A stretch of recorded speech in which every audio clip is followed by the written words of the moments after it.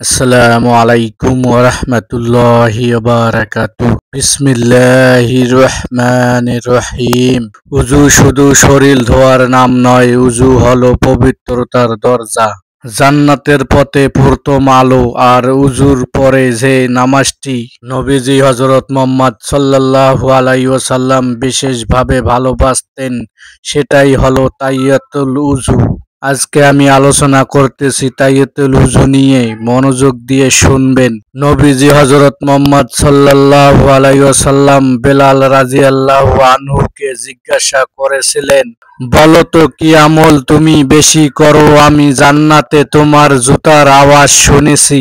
বেলাল রাদিয়াল্লাহু আনহু বলেন, হে আল্লাহর রাসূল, আমি যতবার উযু করেছি আল্লাহ আমাকে তৌফিক দিলে আমি 2 রাকাত নফল নামাজ পড়েছি। সহিহ বুখারী, মুসলিম শরীফ।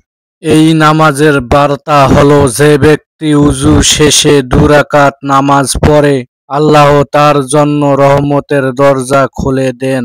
এটা ছোট্ট কিন্তু বিশেষ ফজিলতপূর্ণ আমল। কোনো দিক কেরাত লাগবে না, শুধু উযু শেষে করে নিয়ত করুন এবং 2 রাকাত নফল আদায় করুন।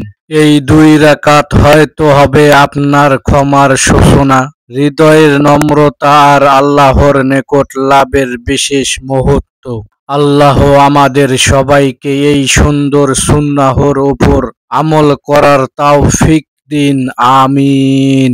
প্রিয় ভাই ও বোনেরা, ভিডিওর শেষে যে কথাটা বলি, আপনার হৃদয় এই কথাগুলো ছুঁয়ে গেলে ইসলামিক ভিডিও পেতে চ্যানেলটি সাবস্ক্রাইব করে দেবেন এবং লাইক কমেন্ট করতে ভুলবেন না। ভালো থাকুন, সুস্থ থাকুন, আল্লাহ হাফেজ।